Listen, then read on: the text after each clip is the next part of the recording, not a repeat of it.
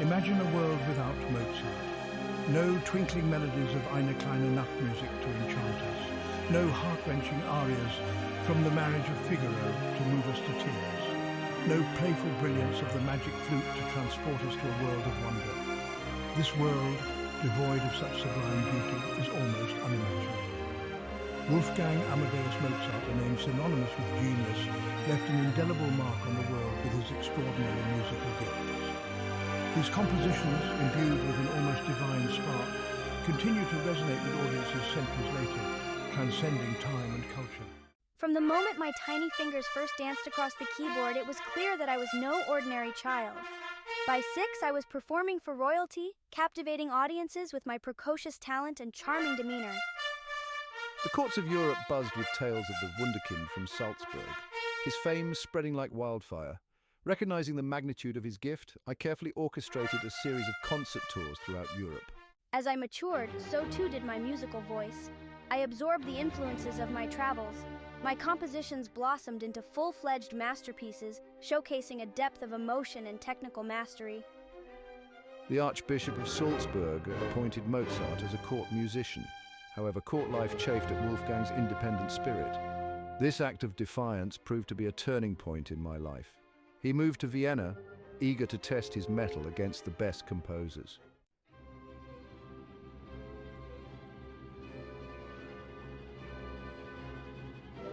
Vienna, the vibrant capital of the Habsburg Empire, buzzed with musical energy.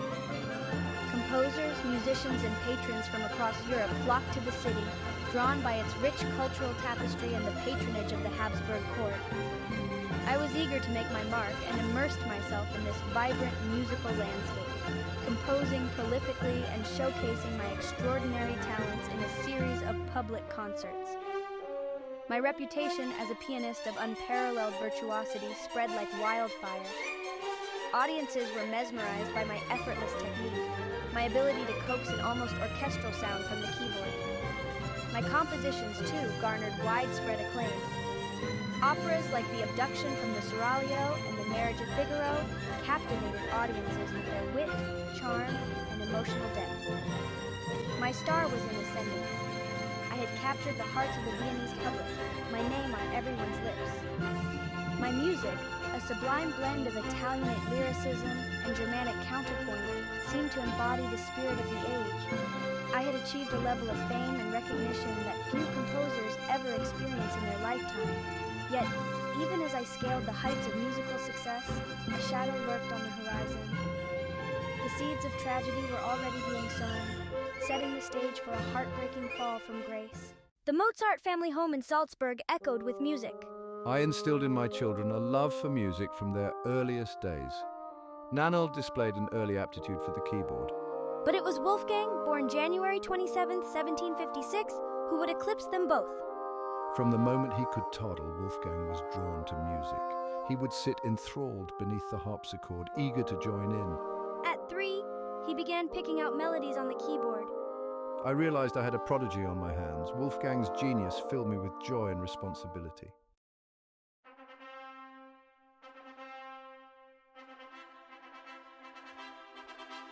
In 1762, when Wolfgang was just 6 years old, I embarked on the first of many concert tours that would take us across Europe. These journeys were arduous and demanding, often involving long days of travel in cramped carriages over bumpy roads. But I was determined to showcase my children's talents to the world, to expose them to the finest musicians and the most discerning audiences. We traveled to Munich, Vienna, Paris, London, performing for royalty, nobility, and the musical elite. Dressed in fine clothes and a powdered wig, I charmed my audiences with my youthful exuberance and dazzling virtuosity. I played the harpsichord, the violin, and the organ, improvising effortlessly and sight-reading complex scores with astonishing accuracy. These early travels were not without their challenges. The children suffered from illnesses and exhaustion, and I faced criticism from those who considered me to be exploiting my children for my own gain.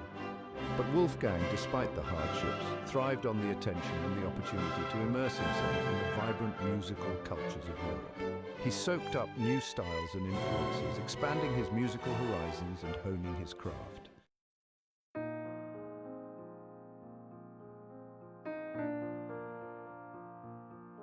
As I grew older, my musical talents also blossomed. I began composing my own works, short pieces at first, minuets and sonatas, showcasing my burgeoning talent for melody and form. Recognizing Wolfgang's extraordinary potential as a composer, I encouraged him to study the works of the great masters, to analyze their structures and techniques. Always eager to learn, I threw myself into my studies with characteristic enthusiasm. I absorbed the contrapuntal intricacies of Bach, the dramatic flair of Handel, and the lyrical beauty of the Italian opera composers. He began to develop his own unique voice, blending these influences into a style that was all his own, a style characterized by its effortless grace, its sparkling wit, and its profound emotional depth. During our travels, I had the opportunity to meet and collaborate with some of the leading musicians of the day. In London, I met Johann Christian Bach, the youngest son of Johann Sebastian Bach, who had a profound influence on my musical development. In Italy, Wolfgang was exposed to the operatic traditions of the day, which would later inspire some of his greatest works.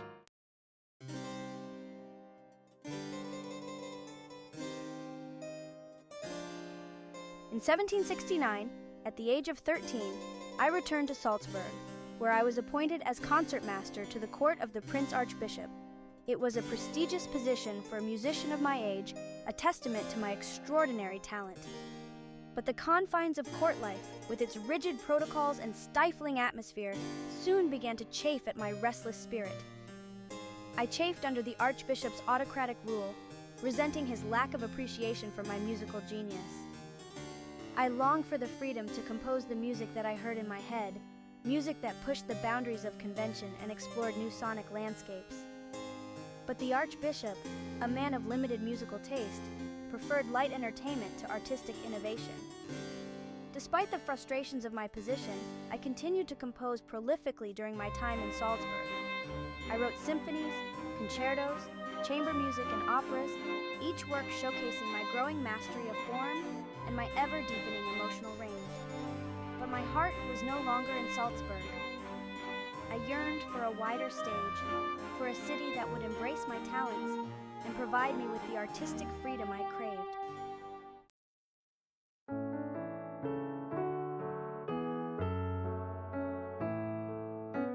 In 1777, at the age of 21, I finally broke free from the constraints of Salzburg.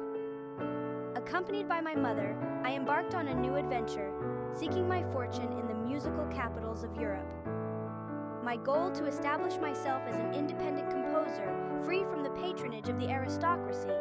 Their journey took them to Munich, Mannheim, and finally to Paris, the cultural heart of Europe. Wolfgang was eager to make his mark on the Parisian music scene, but he soon discovered that the city was not as welcoming as he had hoped. The French musical establishment, steeped in tradition, was resistant to my innovative style. Despite the challenges I faced, I continued to compose, driven by an inner fire that refused to be extinguished. I wrote symphonies, concertos, and sonatas, pouring my heart and soul into my music. I also immersed myself in the Parisian opera scene, studying the works of the leading French composers of the day. His time in Paris, though ultimately unsuccessful in securing him a permanent position, proved to be a valuable learning experience, further honing his craft and deepening his understanding of the operatic form. Vienna, the glittering capital of the Habsburg Empire, beckoned me with the promise of artistic freedom. In 1781, I left Salzburg and my position under the Archbishop, embracing the uncertainties of a freelance musician's life. Vienna offered a stage befitting my extraordinary talents. Upon arriving, I wasted no time in establishing myself. I quickly found students among the city's elite. I sought opportunities to perform publicly, eager to captivate Viennese audiences. My first major success came in 1782 with the premiere of my opera, The Abduction from the Seraglio. Life as a freelance musician in Vienna was a constant hustle, balancing artistic ambition and financial necessity. I relied on teaching, performing, and composing on commission to make ends meet. This precarious existence brought significant financial strain. Despite my genius, I was not always practical. I had a taste for fine clothes and lavish entertaining. These financial woes did little to dampen my creative spirit. I composed prolifically, producing masterpieces in various genres. My music captivated audiences and cemented my reputation. Opera, with its grand spectacle and dramatic intensity, held a particular allure for me. Captivated since childhood, my travels exposed me to diverse operatic styles. In Vienna, I explored my ambitions, collaborating with talented librettists. In 1786, The Marriage of Figaro premiered, marking a major breakthrough. The opera was an instant sensation, establishing me as a master. Figaro elevated me to new heights of fame and acclaim.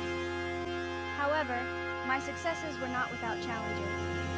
The Viennese court was not always receptive to my innovative works.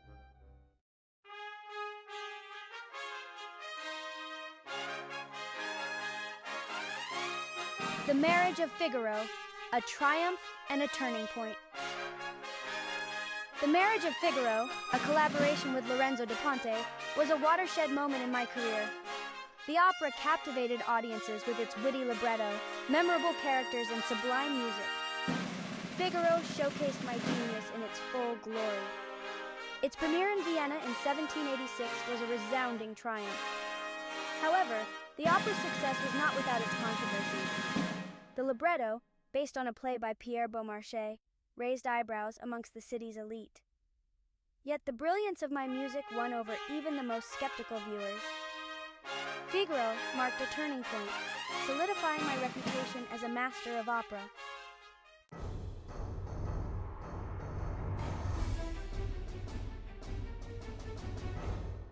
Patronage and Its Discontents.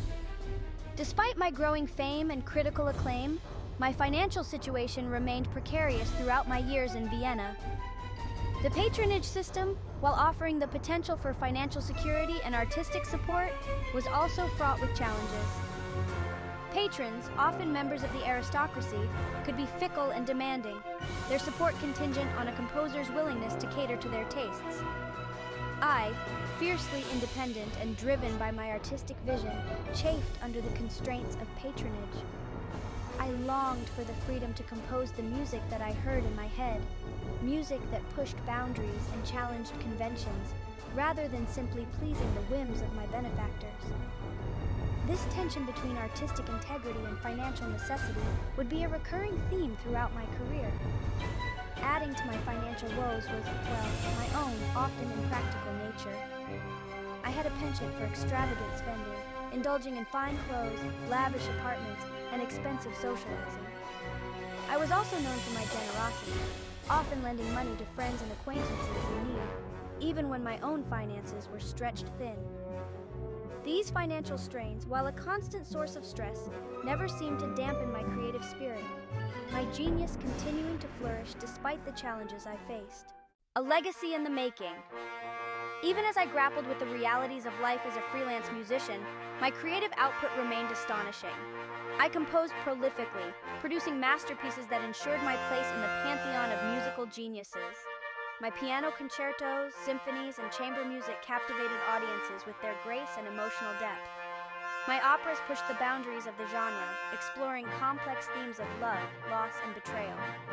My fame spread throughout Europe, transcending geographical boundaries and social strata.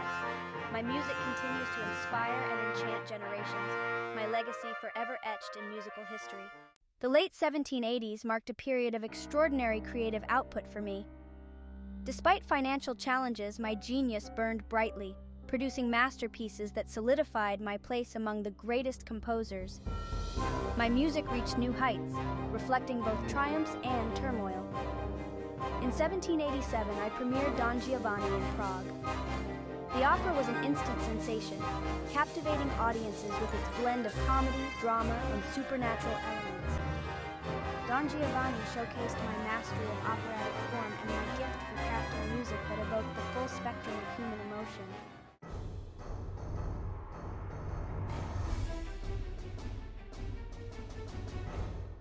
Don Giovanni, my second collaboration with librettist Lorenzo da Ponte, marked a significant departure from the light-hearted tone of The Marriage of Figaro.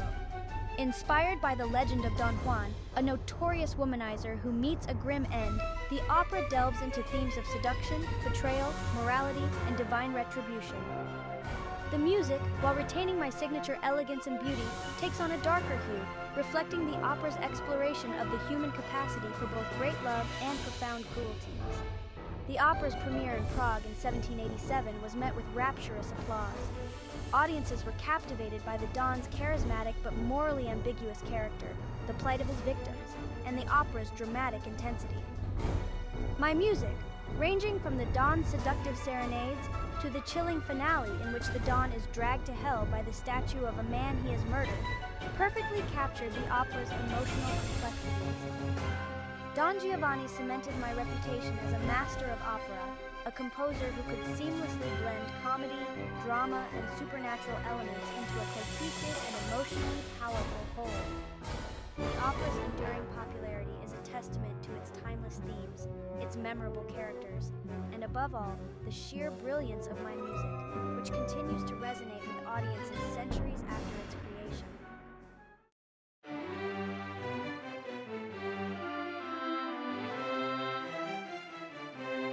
In 1791, just a year before my untimely death, I composed The Magic Flute, my final operatic masterpiece. Commissioned by my friend and fellow Freemason Emanuel Schikaneder, the opera was a departure from my previous works, a Singspiel, a form of German-language opera that blended spoken dialogue with musical numbers. Set in a fantastical world of princesses, princes, sorcerers, and talking animals, The Magic Flute is a celebration of love, friendship, and the triumph of good over evil. The opera's premiere in Vienna in 1791 was a resounding success. Its blend of whimsical humor, enchanting music, and Masonic symbolism captivating audiences of all ages. My score, ranging from the Queen of the Night's virtuosic arias to Papagino's folksy tunes, perfectly captured the opera's magical atmosphere. The Magic Flute is a testament to my boundless imagination, my ability to create a world of wonder and enchantment that continues to capture the hearts of audiences centuries later. The opera's enduring popularity is a testament to its timeless message of hope, its memorable characters, and above all, the sheer beauty and emotional power of the music, which transcends language and culture. Despite my artistic triumphs, my financial situation remained precarious. The patronage system was in a state of flux. The aristocracy faced increasing financial pressures. Public concerts offered alternative avenues for composers. I was forced to move my family to more modest lodgings. Adding to his woes, Mozart's health began to decline.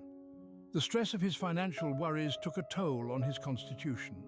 Yet his creative spirit remained undimmed. My music from this period hinted at a growing maturity. My piano concertos explored a wide range of emotional territory.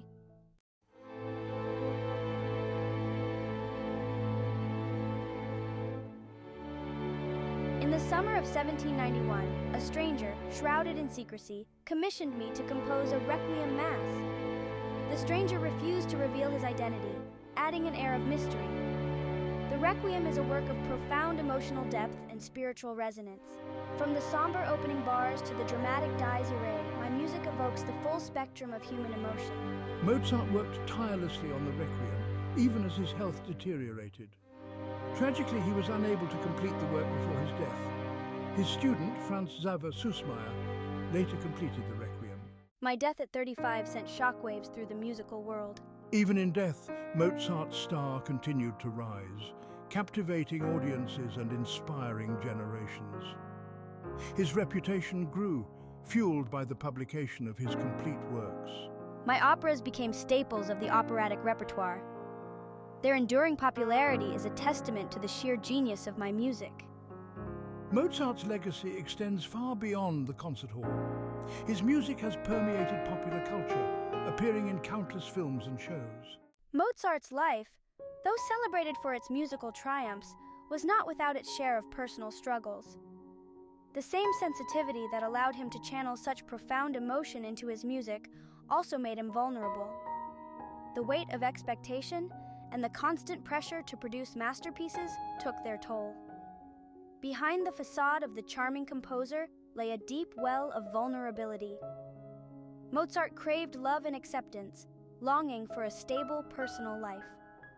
In 1782, at the age of 26, I married Constanze Weber, a young singer and the sister of one of my former loves. The marriage, though initially a source of great happiness, would also bring its share of challenges and heartbreaks. I was devoted to my husband, but I was not without my flaws. I was prone to extravagance and had a weakness for gambling, habits that put a strain on our already precarious finances.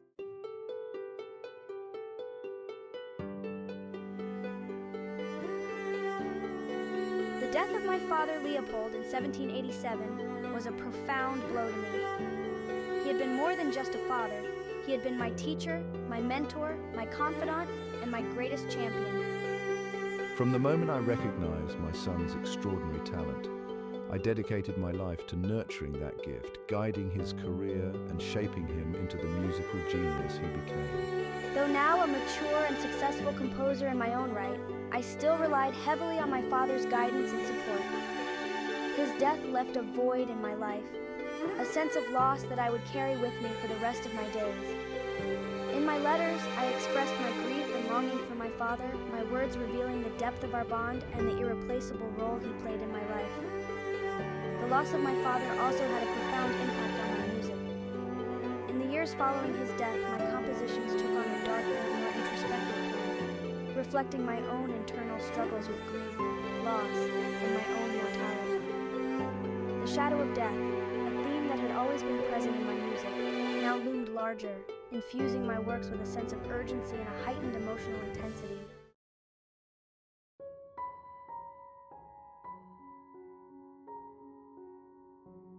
As I entered the 1790s, my health began to deteriorate, mirroring the increasingly precarious nature of my finances. The once robust energy that fueled my prodigious output seemed to be waning, replaced by bouts of illness and a growing sense of fatigue. The reasons for my declining health remain a subject of debate among scholars, but the relentless pace of my work, the stress of my financial worries, and the emotional toll of my personal losses undoubtedly played a role. My letters from this period paint a picture of a man struggling to maintain his creative spirit in the face of mounting challenges. I wrote of feeling unwell, of being plagued by fatigue and bouts of melancholy. Yet, even as my physical health declined, my commitment to my art never wavered. I continued to compose, teach, and perform, driven by an inner fire that refused to be extinguished. The shadows of mortality, always present in my music, now loomed larger, infusing my works with a sense of urgency and a heightened emotional depth. My final compositions, including the haunting beauty of my Requiem Mass, stand as testaments to my enduring genius, my ability to transform even the darkest of human experiences into works of profound beauty and transcendence. Despite my enduring fame, my financial situation remained precarious. The patronage system was both a blessing and a curse. It provided access to influential patrons, but subjected me to the whims of the aristocracy. For all my genius, I was not always practical. My taste for fine clothes and lavish entertaining often outstripped my income. As my health declined, I found myself in a downward spiral of debt.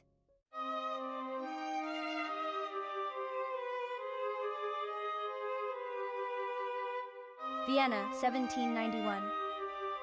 I, once the toast of the Habsburg court, found myself increasingly isolated, my star waning as my health deteriorated.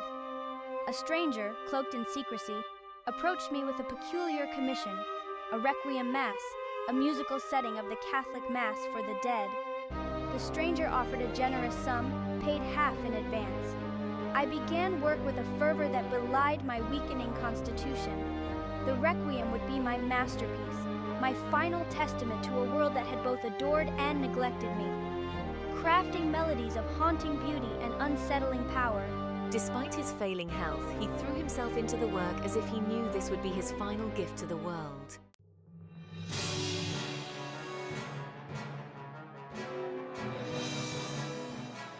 As work on the Requiem progressed, so too did my illness. I grew weaker, plagued by fevers and bouts of delirium. Yet I refused to rest, driven by a feverish intensity to complete my final masterpiece. Wolfgang, please. You must put the Requiem aside and focus on regaining your health. I can't bear to see you like this. Constanza, the Requiem is more than just a commission. It is a spiritual reckoning, a final dialogue with the divine.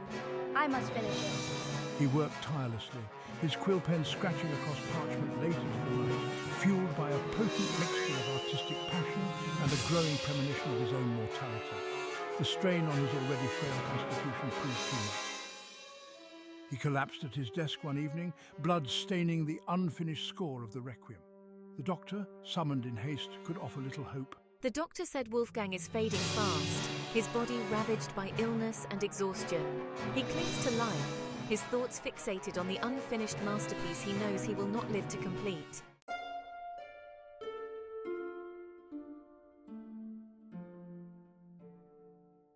News of Mozart's rapidly declining health spread through Vienna like wildfire, a mixture of concern and morbid curiosity swirling through the city's salons and coffee houses.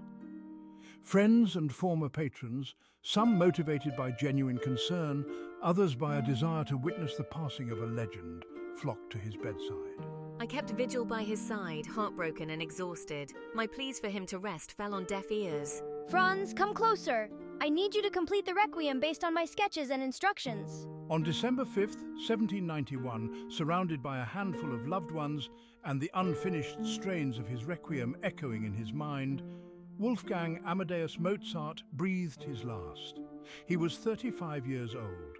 The world, it seemed, had barely begun to grasp the magnitude of his genius when it was so cruelly snatched away.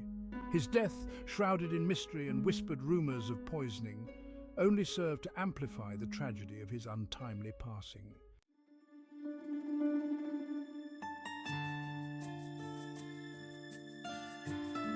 Mozart's funeral, a modest affair, took place on a cold December day. He was laid to rest in a pauper's grave in Vienna's St. Mark's Cemetery, his final resting place unmarked and soon forgotten. I was grief-stricken and facing financial ruin, but I was determined to secure Wolfgang's legacy. I worked tirelessly to promote his music. Slowly, Mozart's music began to reclaim its place in the world. His operas and symphonies captivated a new generation of listeners. Mozart, the child prodigy who charmed emperors, had achieved a form of immortality. His music continues to enchant and inspire. Mozart's life encompassed a universe of musical expression. From childhood compositions to mature masterpieces, his genius touched every genre. A master of opera, his works ranged from comedies to profound tragedies. His symphonies redefined the genre, showcasing his mastery of form and orchestration. His piano concertos combined technical display with emotional depth. Chamber music revealed the most personal side of Mozart's genius. Each piece a testament to his ability to convey a universe of emotion. Centuries after his death, Mozart's music continues to resonate with audiences around the globe. His melodies, both joyous and heart-wrenching, retain a timeless appeal. What is it about Mozart's music that captivates us so deeply? Perhaps it is the elegance and clarity of his musical language.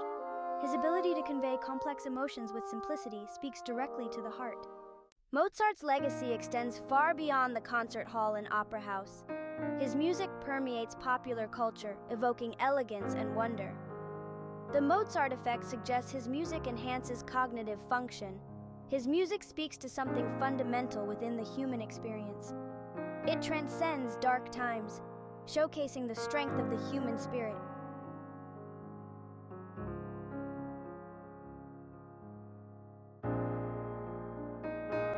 Mozart's life, though tragically cut short, serves as a testament to the transformative power of music. He lived and breathed music, pouring his heart and soul into every note he composed. His genius, evident from his earliest years, blossomed under the guidance of his devoted father Leopold, and his travels throughout Europe exposed him to a wealth of musical styles and traditions that he absorbed and transcended. His legacy is not merely a collection of beautiful melodies and ingenious compositions. It is a testament to the power of human creativity to transcend boundaries, to speak to the deepest yearnings of the human heart, and to leave an indelible mark on the world. His music, like all great art, offers us a glimpse into the infinite, a reminder reminder of the beauty and mystery that lie at the heart of the human experience. Mozart's music, like a precious inheritance passed down through generations, continues to enrich our lives, offering solace in times of sorrow, inspiration in moments of creative striving, and a profound sense of connection to the shared human experience.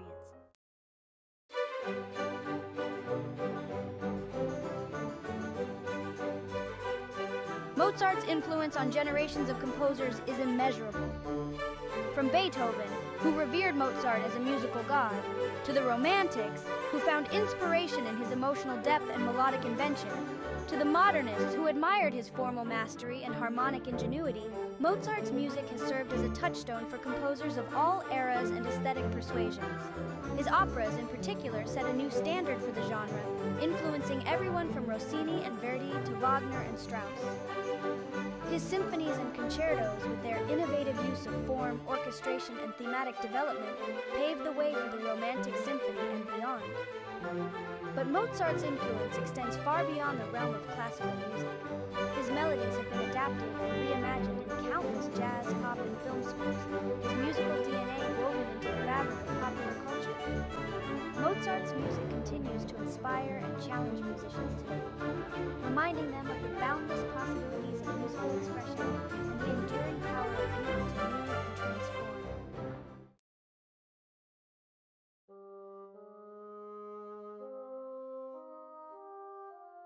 In a world often dominated by noise and distraction, Mozart's music offers a sanctuary of beauty and order. His melodies, both playful and profound, have the power to soothe the soul, to stir the imagination, and to remind us of the transcendent power of art. His legacy is not confined to concert halls and opera houses. It lives on in the hearts and minds of countless individuals around the world who find solace, inspiration, and a profound sense of connection in his music. As we listen to Mozart's music, we are transported across time and space, connected to a vast network of human experience that stretches back centuries. We hear echoes of the laughter and tears, the triumphs and tragedies that shaped his life and inspired his art. And in that echo, we find a reflection of our own humanity, a reminder of the enduring power of music to connect us, to console us, and to inspire us to live our lives with greater passion, purpose, and beauty. Mozart's music is a gift that keeps on giving, a timeless treasure passed down through generations, a testament to the enduring power of human creativity to touch the heart and elevate the soul.